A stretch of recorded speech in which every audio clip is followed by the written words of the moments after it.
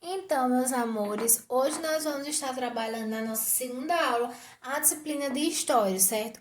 Peço que peguem aí o livro de História de vocês e abram na página 52, onde vamos estar trabalhando os movimentos nativistas, certo? Então, os movimentos nativistas, eles aconteceram na segunda metade aí do século XVIII e no início do século,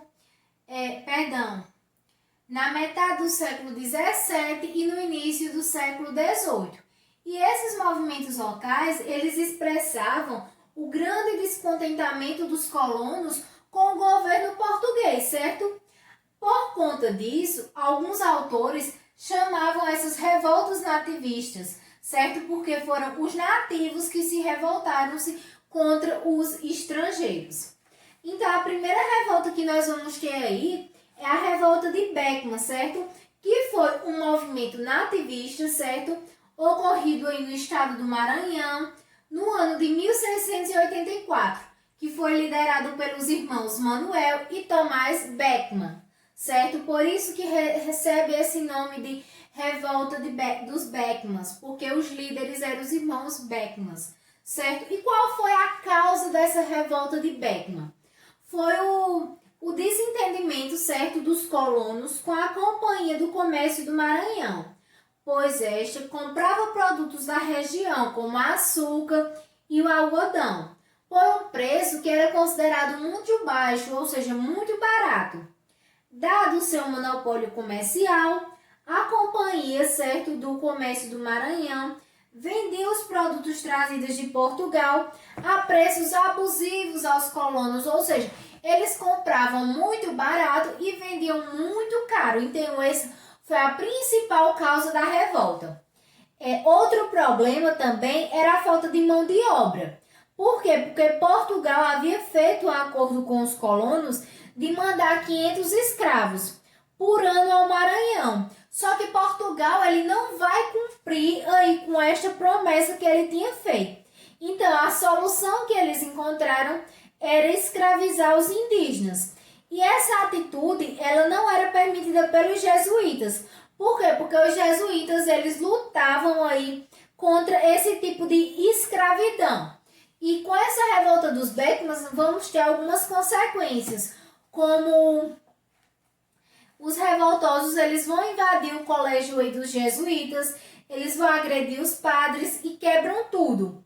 O mesmo eles fizeram com a Companhia do Comércio. Prenderam o governador e Manuel Beckman assumiu o governo. No término, após um ano, o governo português ele mandou um novo governador aí que vai enfrentar e derrotar Manuel Beckman, que vai condenar à morte, que vai ser condenado à morte e enforcado. Então, além das revoltas dos Beckmans, nós vamos ter aí a Guerra dos Emboabas, certo? E o que foi essa Guerra dos Emboabas? Também foi considerado um movimento nativista, decorrente da rivalidade entre aí os paulistas e os emboabas, certo? Que quem eram os emboabas? Era gente que vem de fora, principalmente os portugueses. Os emboabas, eles eram liderados por Manuel Nunes Viana, certo? E esse movimento ele vai ocorrer na cidade de Minas Gerais aí, nos anos de 1708 até o ano de 1709. E qual é a principal causa desse conflito, certo? A causa é que aí os bandeirantes paulistas, eles achavam que as minas deveriam pertencer aos paulistas. Por quê? Foram eles que descobriram o ouro. Então, essa foi a principal causa. Então, a cada dia era maior a quantidade de pessoas que vinham de fora para explorar o ouro. Com isso, os paulistas ficaram revoltados, certo? E qual foi a consequência dessa Guerra dos Emboabas? O maior combate ele vai acontecer no local que ficou conhecido como o Capão da Traição. Porque os paulistas eles caíram em uma emboscada, eles caíram em uma cilada, certo? Que foram preparadas aí pelos emboabas.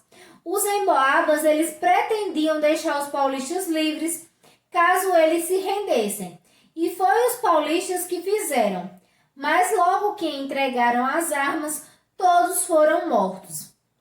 E o término aconteceu aí quando o rei de Portugal, ele cria a Companhia de São Paulo e Minas de Ouro, que ele vai regulamentar aí a cobrança do quinto, ou seja, a coroa passou a controlar a exploração de mina e começou a expulsar os paulistas, aqueles que foram explorar outras regiões. Então aí é que vai acontecer aí a quebra, né? Vamos ver agora um pouco da revolta da Guerra dos Mascates, perdão, que também foi um movimento nativista muito importante que foi ocorrido na cidade de Pernambuco no ano de 1710 a 1711, que foi provocado pela rivalidade entre os senhores de engenho de Olinda e os comerciantes portugueses do Recife, que eram os mascates, certo? E quem eram os chefes dessa guerra? Eram os senhores de engenho, né, que eram os olindenses, e os mascates, que eram os portugueses de Recife. E qual foi a causa?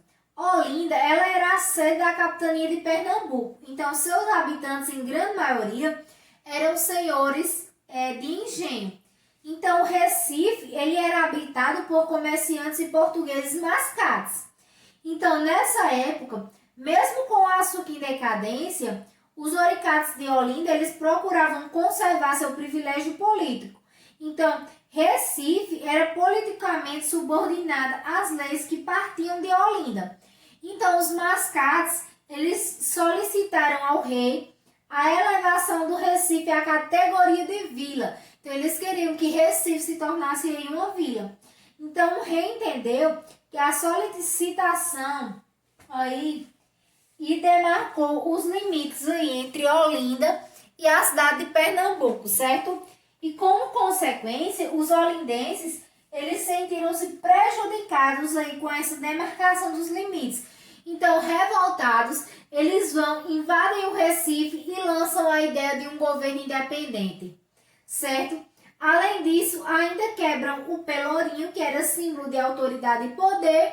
E como é que isso vai terminar? Isso termina quando Portugal nomeia um novo governo para Pernambuco, que vai ordenar a prisão dos principais líderes dos movimentos e as lutas elas vão se dissolver, certo? Então, em 1717, o Recife tornou-se a sede da capitania de Pernambuco.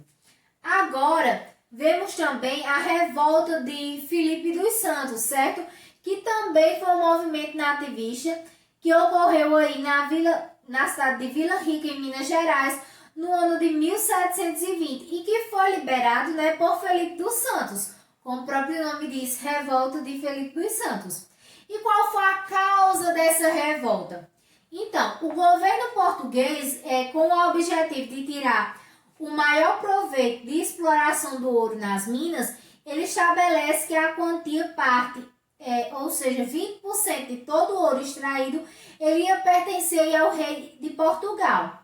Então, esse imposto ficou conhecido como o quinto. Então, para garantir a cobrança, foram criadas as casas de fundição, onde o ouro era pesado e quintado, ou seja, tinha parte separada. Pois essa parte que era separada, ela pertencia à coroa portuguesa. Depois o ouro ele era derretido, transformado em barras, marcado com o símbolo da coroa portuguesa e assim enviado até Portugal. E qual foi a consequência? Algum tempo depois, uma multidão de revoltosos, eles vão dirigir-se à casa do governador, certo? Então, esses manifestantes, eles vão ser chefiados aí por Felipe dos Santos, que queria que o governo mandasse diminuir os impostos e fechasse as casas de fundição. Temeroso, o governo prometeu atender às reivindicações, certo? Então, aí termina com o governo mandando prender aí os chefes do movimento e suas casas foram queimadas. Então, Felipe dos Santos ele foi enforcado em praça pública. Depois, seus braços e suas pernas foram amarradas em 4 cavalos que correram em direções diferentes. E para finalizar aí agora, nós temos a Inconfidência Mineira, certo? Então, como eu havia falado, para terminar, né, nós vamos falar agora sobre a Inconfidência Mineira. E o que foi essa Inconfidência Mineira? A Inconfidência Mineira ele foi um movimento que foi aí,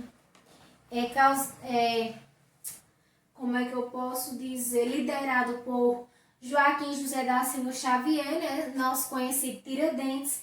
E qual foi a principal causa da Inconfidência Mineira, certo? No final do século XVIII, a quantidade de ouro que era extraída das minas era cada vez menor. E o governo português ele continuava a cobrar altos impostos, provocando grandes revoltas do povo, que não podia pagá-los. Então o povo estava inconformado porque os impostos continuavam absurdos, a extração do ouro estava cada vez mais sendo diminuída e eles não tinham condições de pagar esses impostos. Então, para forçar o povo a pagar os impostos atrasados, o governo criou uma lei que permitia a invasão das moradias e a retirada dos bens que as pessoas possuíam, certo?